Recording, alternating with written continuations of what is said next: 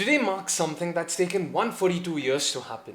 Lords will host its first ever women's test, with England facing India in a 4-day match at the home of cricket. And over 30,000 tickets have been sold across the 4 days, a new UK record for a women's test. England will be reeling from the loss against Australia at the very same venue just over a week ago, and they will want to make amends on this historic day. India will be looking to bury ghosts of their own as the World Cup did not go as per their expectations. And the last time they took the field in a red ball game, Australia completely demolished them. Although, when you look at India's record in England in this format, I think there'll be a lot to draw motivation from. And when you look at overall women's test cricket, India have lost the test match only once to England, and that too way back in 1995. However, the side, the changes, the players that they've both gone ahead with, and I think it'll make for an exciting encounter here. The venue will assist pacers as the lawn's famous slope tends to generate more swing and seam.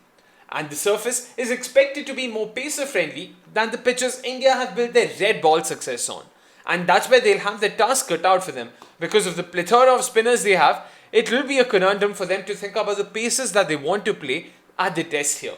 They've got the likes of Saili Sadgari, Renuka Singh Thakur, Kranti Gaur, and they've also awarded Nandini Sharma with an inaugural call-up. It'll be interesting to see how they go about their combination. Another important thing to note is that Pratika Rawal injured herself and won't be available for the test match. In all likelihood, I feel that India will be going ahead with the experience of Priya Punya instead of her at number 3.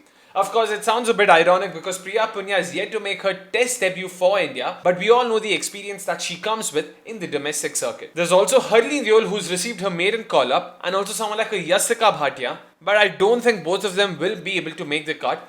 The latter because of her injury, and we saw how it sort of panned out for India in the World Cup, and the former because she's not necessarily played a lot of cricket for India, especially in the red ball format. But when you look at the bowling in particular, India have usually relied on 3 spinners to get the job done, and I expect nothing different this time around too.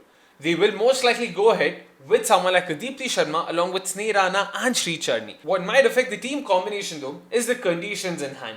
The pitch has had a slightly dry look on the eve of the game, with temperatures forecast to peak at around 32 degrees Celsius over the 4 days. So you can expect the surface to be dry and crumbly to begin with and only deteriorate across the test match. And that's where you will expect the spinners to open the door for Team India. But something they will have to contend with, of course, is the fact that this will be played with the Duke's ball, but the dry, uneven nature of the surface will also aid pacers extract more seam movement. And that's where someone like a Kranti Gaur can potentially be lethal. So I want to see how India go about it, because on the flip side, I don't want to consider someone like a Kranti Gaur and even potentially someone like a Saili Sadgare, because Saili Sadgare is someone who bats, and that's where the bowling combination is slightly tricky to choose.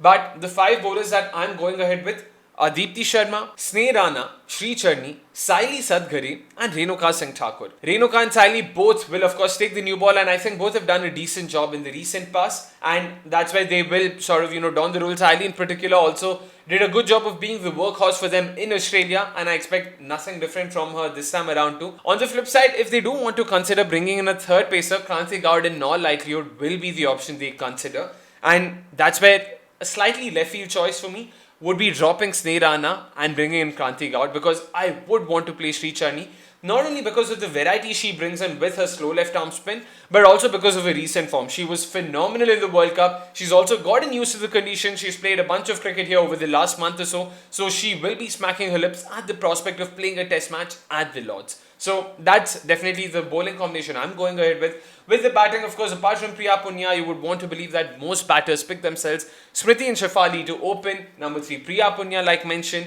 Harman at number 4, Jemmy at number 5, Richa at number 6, and of course Deepti Sharma at number 7, and then come the bowlers. So India's 11 more or less picks itself, barring say a couple of options, but that's where for England, they will have a job on their hands to pick the 11, because there are a lot of newcomers coming in. We spoke about how India has relied on spinners.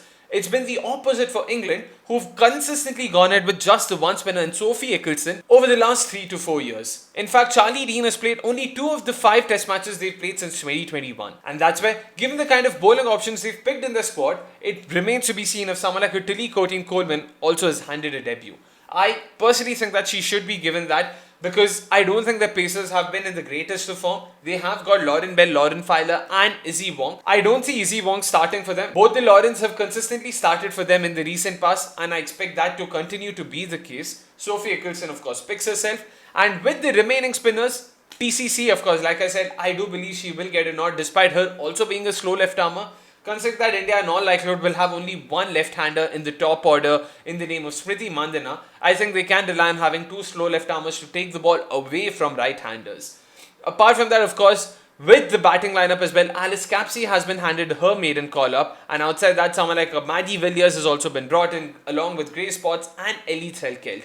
But I don't see a lot of them making their debut, of course. You would want to believe that someone like Maya Bouchia will continue opening with Tammy Beaumont, who has recently announced her retirement, and this will be her last assignment in international cricket. At number 3, you will have Heather Knight. At number 4, you'll have Nat Sciver-Brunt.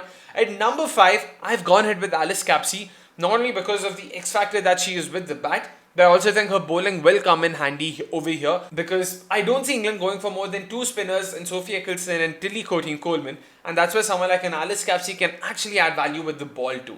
At number 6, I've gone ahead with Emma Lamb, who's previously opened for England, but yeah, once again, same reason as Alice Capsey, she's also someone who can roll her arm over. Importantly, she's not done too badly in domestic cricket, a very dependable option, and I would expect her to do decently in the middle order. Apart from that, at number 7, they will go ahead with Amy Jones. Number 8, Sophie Ecclestone. Number 9, Tilly Courtney-Coleman. Number 10 and number 11 being both the Lawrence, of course, Bell and Filer. So that'll be their lineup in my opinion. But a lot of it will hinge on how the surface is going to play at the Lords, and that's something we will have to wait and watch. But make no mistake, it's this clash that will be the talk of the town, because that is the real story. England arrived with just one test win in their last 10 years, dating back to 2015. Playing at a ground that's denied women a test for a century and a half. Against an Indian side that owns their recent history in the format but is walking into the one variable, pace-friendly English conditions. And that has undone them before. It's a nice little thread connecting history with the future if you're tracing the format's evolution towards 2026. Institutional recognition finally catching up with on-field rivalry. Anyways, that's that from this video on Women's Cricket Central. Like always, please make sure you've hit the like button if you haven't already. Make sure you've subscribed to us if you haven't already. And of course, stay tuned for more updates on the game as I come back on Monday reviewing it and talking about everything that happened and beyond.